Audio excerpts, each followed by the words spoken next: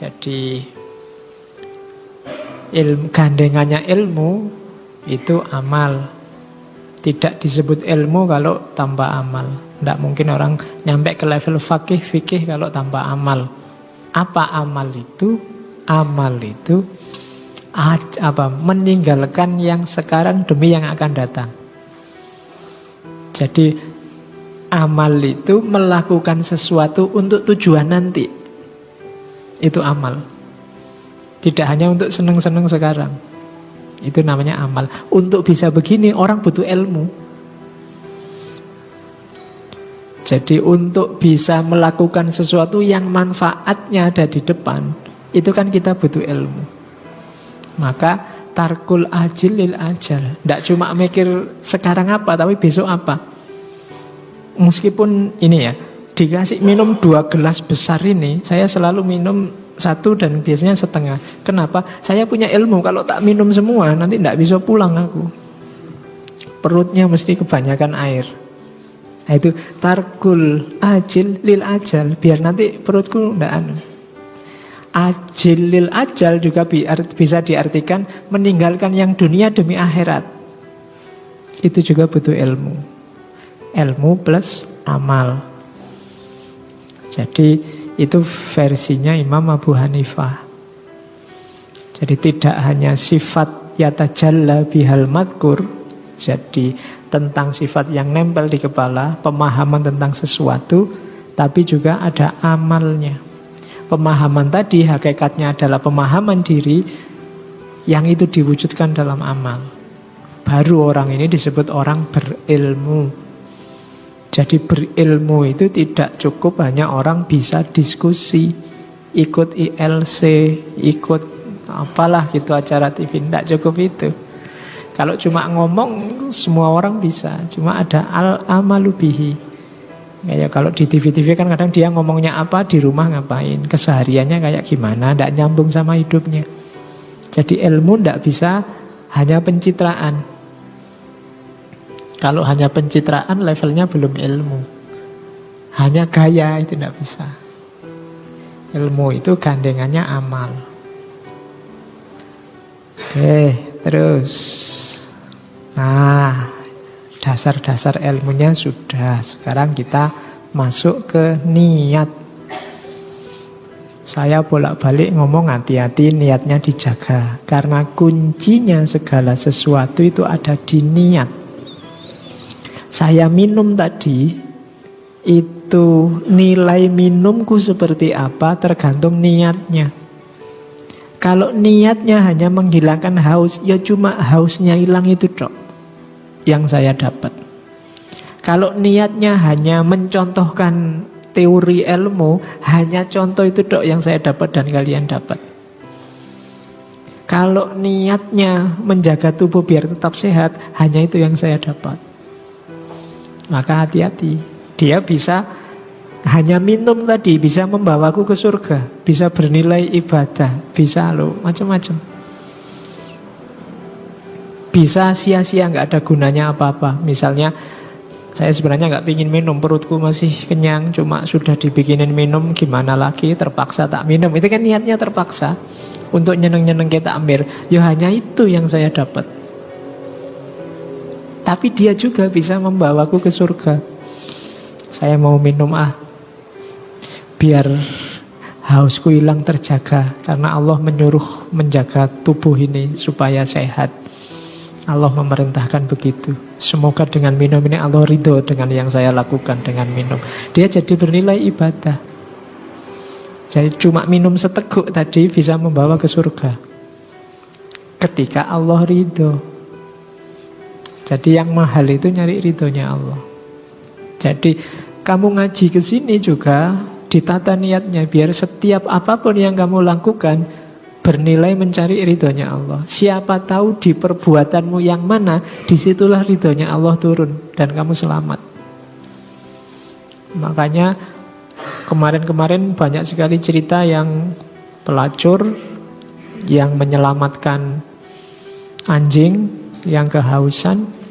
Dan gara-gara menyelamatkan anjing sekali itu dia bisa masuk surga.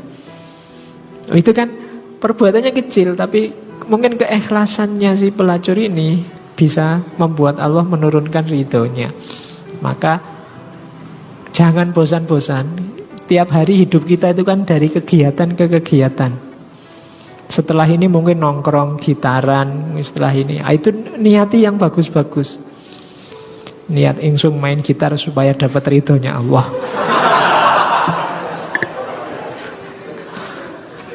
Ya. Oke, lu kok jauh Pak gitaran lo enggak? Dengan main gitar ini hati jadi ringan, kemudian stres-stres hilang, jadi ibadahnya semakin khusyuk. Oke, ya kamu tarik-tarik ke situ lah, enggak apa-apa.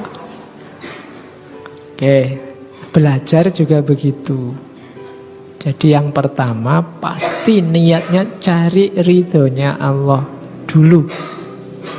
Apapun itu. Jadi mencari ridhonya Allah itu kan nanti secara otomatis akan memfilter semua perbuatanmu. Ketika apapun yang kamu lakukan, niatnya nyari ridhonya Allah. Kenapa? Begitu kamu melakukan nyari ridhonya Allah, yang jelek-jelek mesti ndak. Saya mau ngamar Pak sama pacar saya, itu kan ndak mungkin niatnya nyari ridhonya Allah. Otomatis ndak.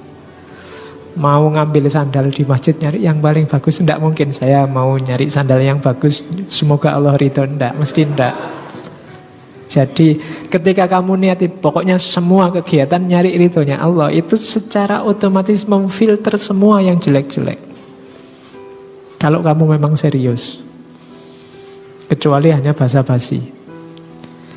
Pak saya mau nyontek ini Pak, nyari ridhonya Allah. Karena dengan nyontek ini Pak, saya lulusnya lebih cepat, orang tua saya lebih ringan bebannya.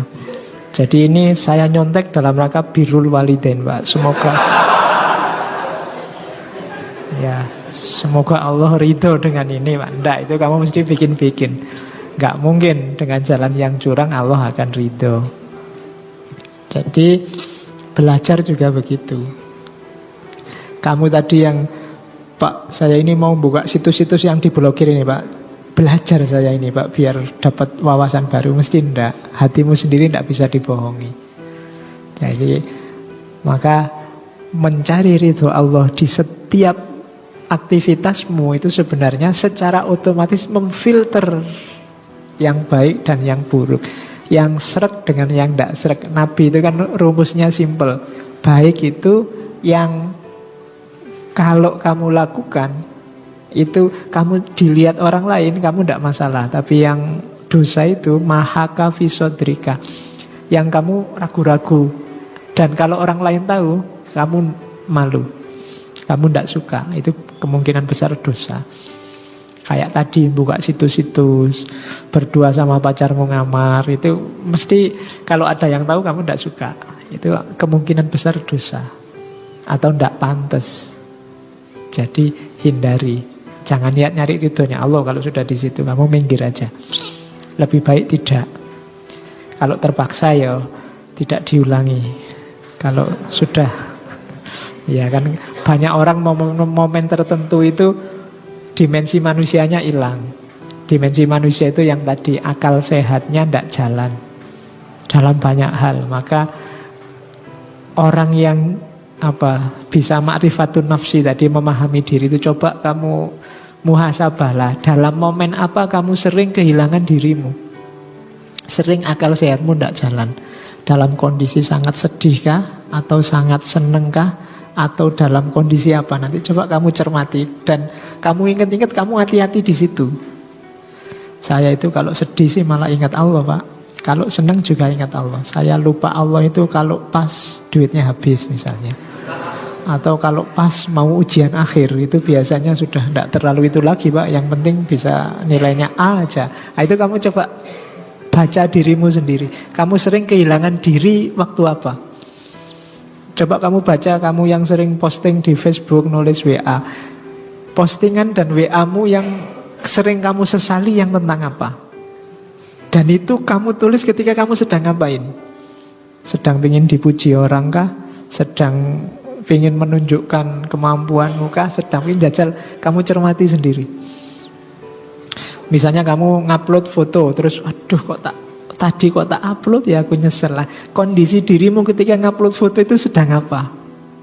Mungkin sedang ingin pamer, mungkin sedang panas karena di sana ngupload foto kok cakep semua ngasih like, aku ndak. Atau mungkin sedang, kamu cermati dirimu sendiri. Ini momen apa? Biasanya terus kamu sesali postingan itu. Duh, kok saya ngomong itu ya, kok saya posting itu tadi bikin malu aja. Nah itu ya postingannya bisa jadi pelajaran. Kondisi jiwamu waktu itu juga bisa jadi pelajaran. Nah itu di antara jalan muhasabah.